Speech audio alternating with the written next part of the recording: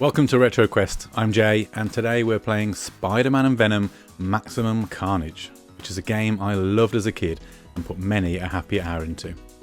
It's also a game that over the years has seen its value climb, despite mediocre reviews back in the day. A box copy of the game with manual and the red cartridge you see here is worth over £200 according to price charting, which makes it probably the most expensive game I own. This is my childhood copy, which for a long time I thought I must have sold or given away in my teens. Much to my surprise and joy, I found it by chance when going through my mum's loft a year or two back. I stumbled across a box full of my old Mega Drive games, all neatly preserved, and that box included X-Men 2 Clone Wars, which is another pricey game these days, and other less valuable games from back in the day, like Cannon Fodder, etc. So let's not waste any more time, let's get this excellent red cartridge into the console and get it booted up.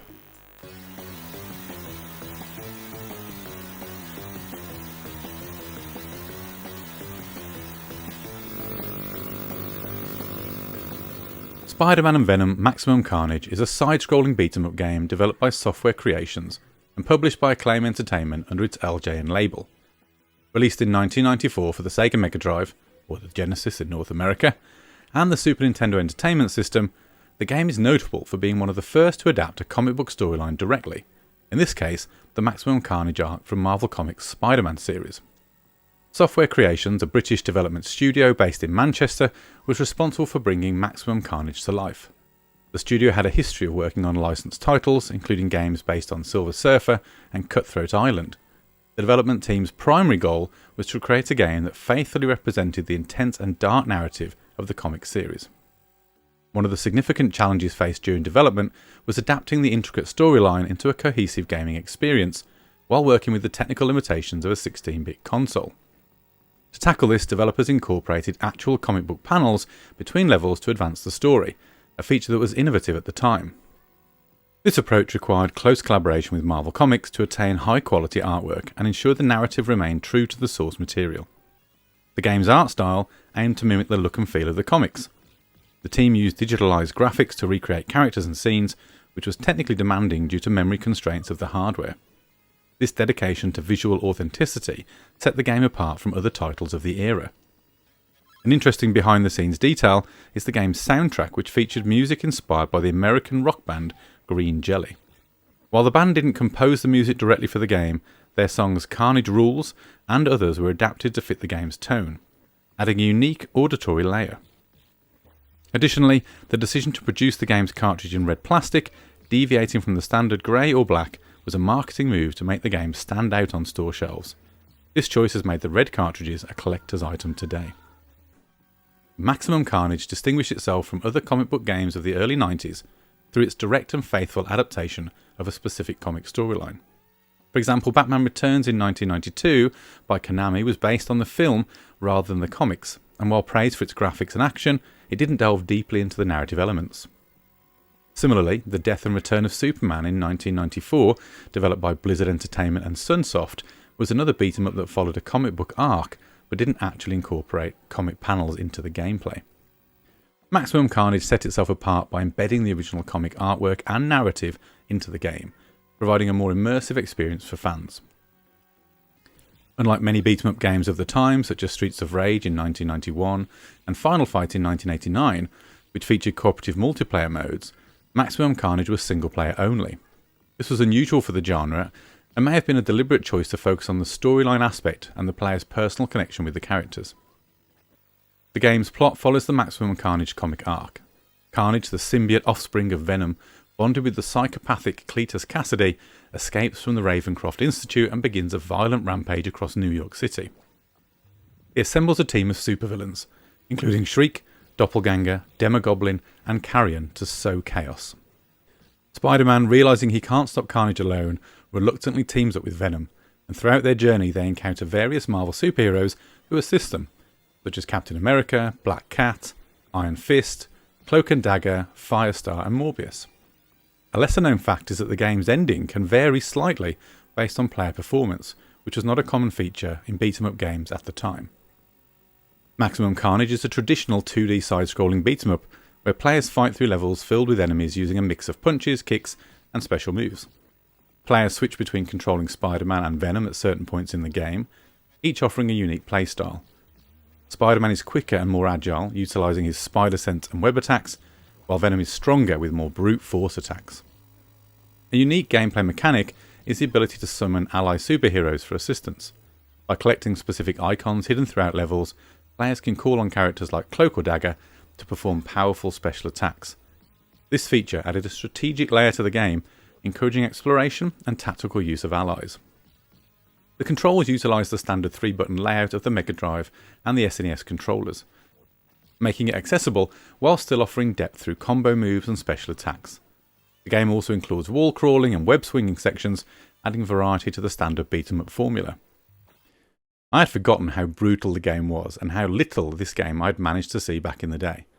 I lost a lot of lives struggling with the game mechanics and what were, in my opinion, somewhat unfair attacks from enemies. The early boss fights are really harsh, and with only one continue, it doesn't give the player much room for error on a single playthrough. I also encountered a weird bug, as you'll be seeing on screen now, where a standard enemy halfway through a beatdown suddenly took on the life bar of a boss, and then for some reason, despite several minutes of beatings, would not lose any energy, and I had to reset the run and start again, which was very annoying. I saw a fraction of the game back in the day, and I think I'd need a lot more time on this game to get anywhere near seeing it through now. I would also probably invest in a modern third-party controller and adapter, as my Mega Drive controllers, although original, just not very responsive.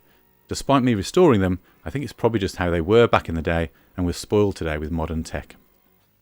Upon release, Maximum Carnage received mixed to positive reviews. Critics lauded its faithful representation of the comic's storyline and high-quality graphics. However, the game faced criticism for its repetitive gameplay and high difficulty level. Electronic Gaming Monthly, EGM, gave the game an average score of 6.8 out of 10. One reviewer mentioned that the graphics are impressive, capturing the comic's feel, but also noted the action becomes repetitive over time. GamePro offered a more favourable view, highlighting the game's appeal to Marvel fans. They praised the inclusion of actual comic panels, stating that it enhances the storytelling, but criticised the absence of a multiplayer mode, calling it a missed opportunity for co-op fun.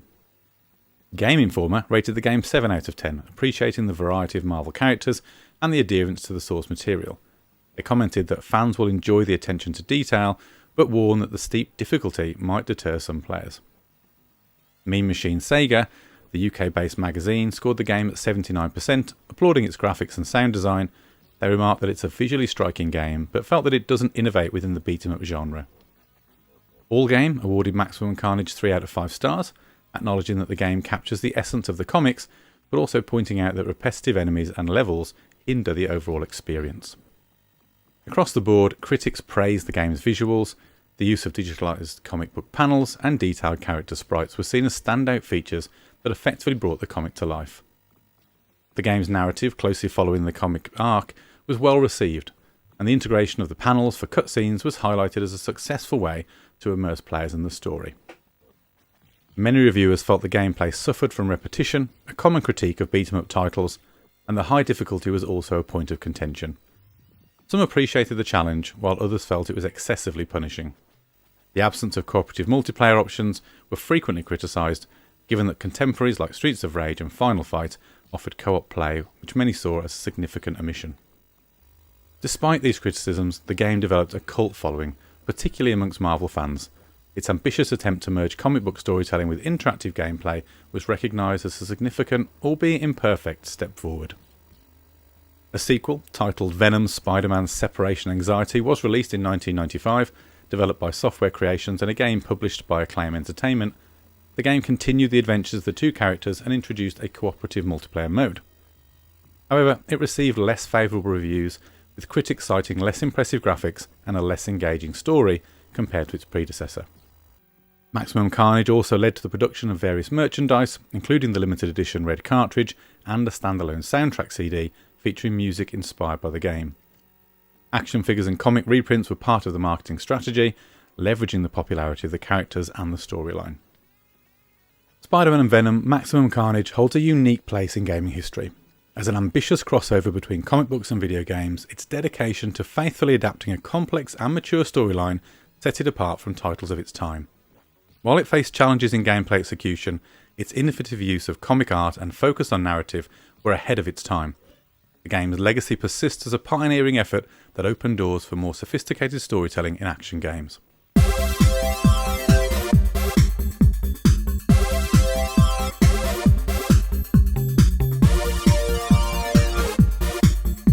So there you have it, a little look back at an awesome childhood memory of mine, and hopefully it sparked something for you too. I've always been a huge Spider-Man fan. Back in the 90s, we were spoilt with games like this, an incredible 90s animated series with arguably one of the best theme tunes ever created.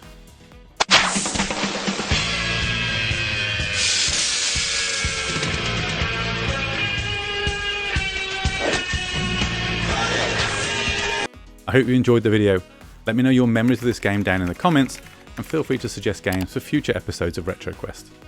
Please like and subscribe if you haven't already, so you don't miss future videos, and I'll see you in the next one.